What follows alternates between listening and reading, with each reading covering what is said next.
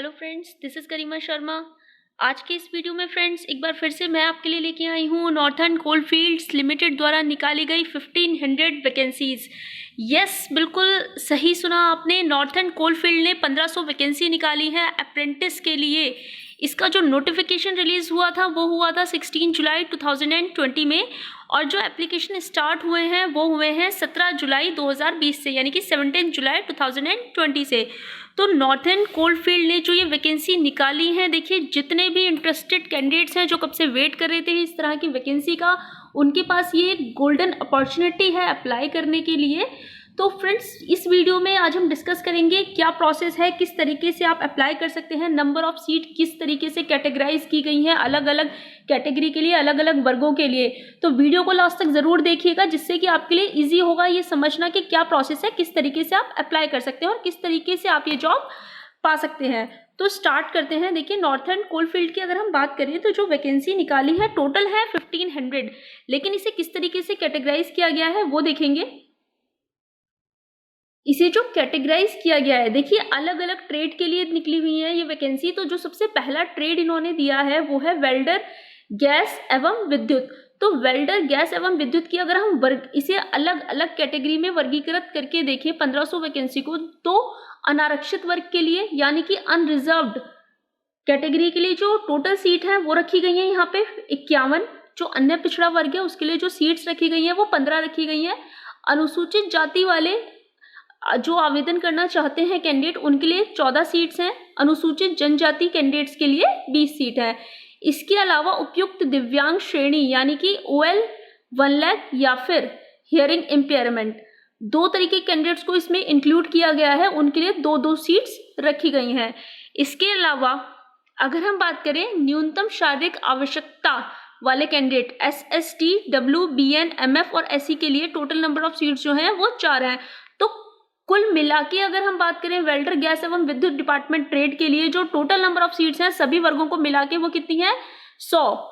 शिक्षुता प्रशिक्षण की जो अवधि होगी वो कितनी होगी इसमें? 1 वर्ष की। तो ये तो बात हुई वेल्डर गैस एवं विद्युत की। इसी के साथ दूसरे ट्रेड की तरफ चलते हैं। दूसरा जो ट्रेड दिया गया है वो है यहाँ पे इलेक्ट्रीशियन का। तो देखिए, जो इलेक्ट्रीशियन का ट्रेड है उसके लिए अनारक्षित वर्ग के लिए 254 भर्ती हैं। अनारक्षित वर्ग के बाद अगर हम बात करें अन्य पिछड़े वर्ग के लिए जो कुल सीट है वो है 75।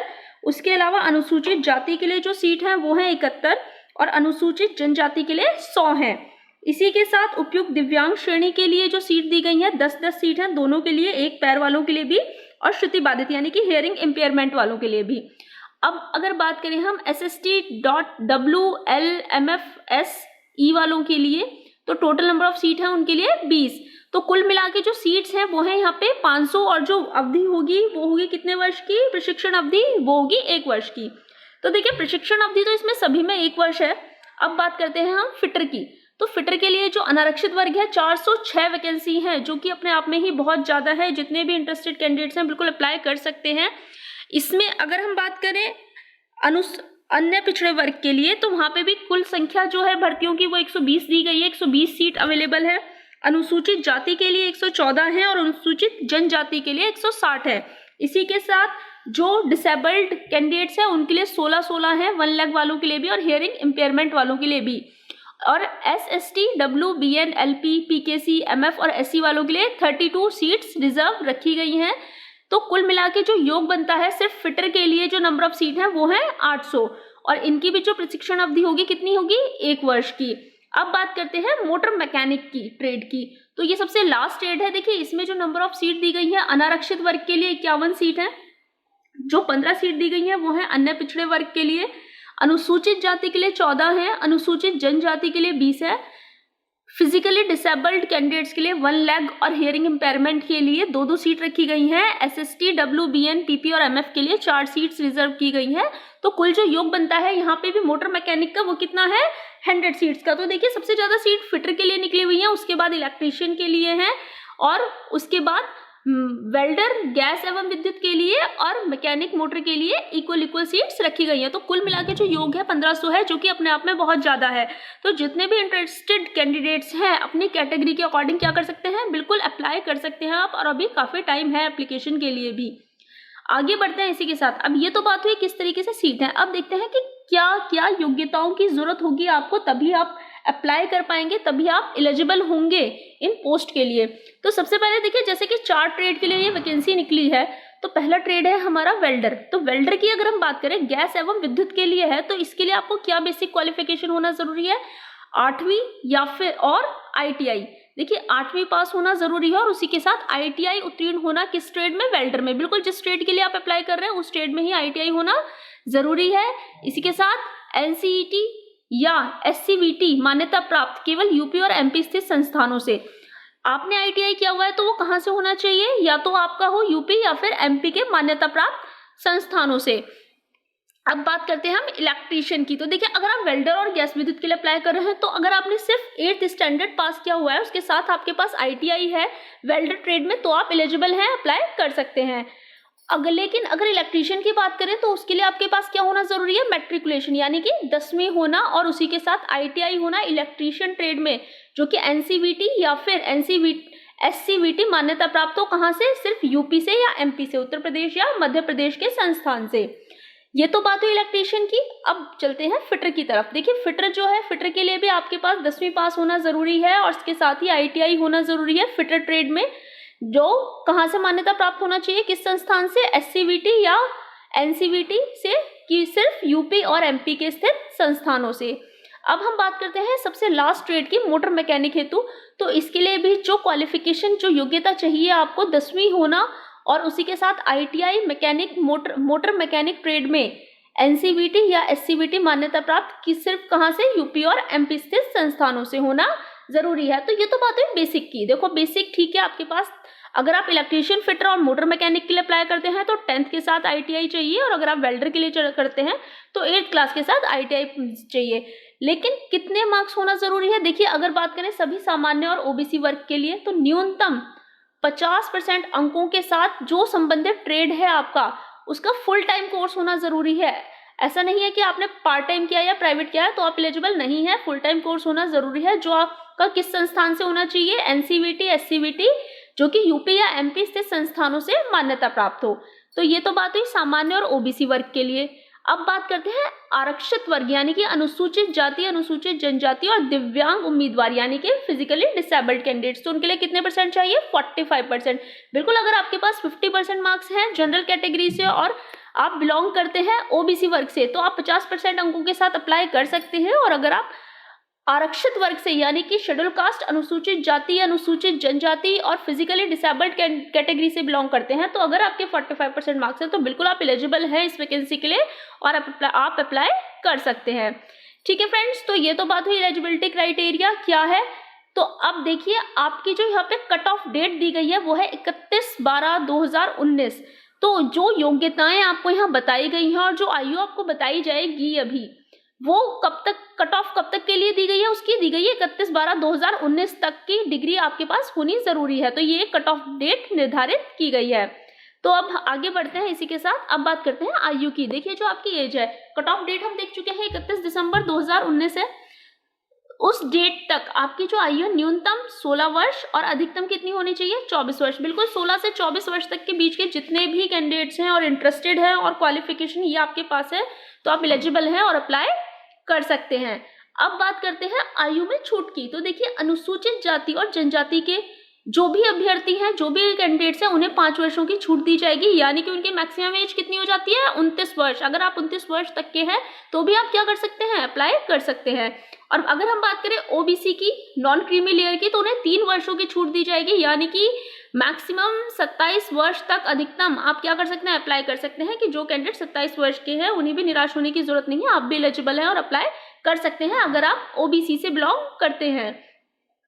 सभी दिव्यांग श्रेणी के उम्मीदवार यानी कि फिजिकली डिसेबल्ड कैंडिडेट्स को 10 वर्ष तक की छूट दी जाती है। बिल्कुल अगर आप 34 वर्ष तक के हैं तो आप अप्लाई कर सकते हैं।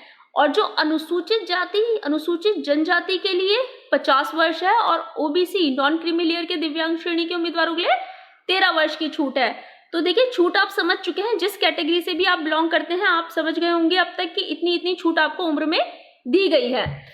आगे बढ़ते हैं इसी के साथ। देखिए अब बात करते हैं कि जो कैंडिडेट्स भी इंटरेस्टेड हैं, अप्लाई करना चाहते हैं, आपको सबसे पहले क्या करना होगा, ऑनलाइन रजिस्ट्रेशन कराना होगा। उसके लिए आपको विजिट करना होगा जो ऑफिशियल वेबसाइट है www.apprenticeshipindia.org पे। यहाँ पे आपको ऑनलाइन रजिस्ट्रेशन करने के बाद जो NCL की वेबसाइट है www.ncil.cil.in पे जाके क्या कर सकते हैं, आप ऑनलाइन आवेदन कर सकते हैं। बिल्कुल आवेदन जो होगा देखिए वो सिर्फ ऑनलाइन ही एक्सेप्टेबल होगा, ऑनलाइन के अलावा आप किसी भी माध्यम से इसके लिए आवेदन नहीं कर सकते। आपको आवेदन करने से पहले आपकी एक एक्टिव ईमेल आईडी यानी कि जो ईमेल आईडी आपकी एक्टिव हो, जिस पे आप काम कर रहे हो, और एक मोबाइल नंबर का होना आवश्यक है जो कि कम से कम कितने साल के लिए वैध होना चाहिए, वैलिड होना चाहिए, 3 साल के लिए। बिल्कुल, क्योंकि आपके पास कोई भी जो इन्फॉर्मेशन डिलीवर होगी, जो भी इन्फॉर्मेशन आपको मिलेगी वो ईमेल आईडी और मोबाइल नंबर के थ्रू मिलेगी। अब हम बात करते हैं कि कौन कौन से डॉक्यूमेंट्स की आपको रिक्वायरमेंट पड़ेगी जब आप अपना फॉर्म फिल करेंगे ऑनलाइन। तो देखिए ऑनलाइन फॉर्म फिल करने के साथ ही आपको वहाँ पे क्या होगा, कुछ रिक्वायर्ड डॉक्यूमेंट्स हैं वो आपको अपलोड करने होंगे।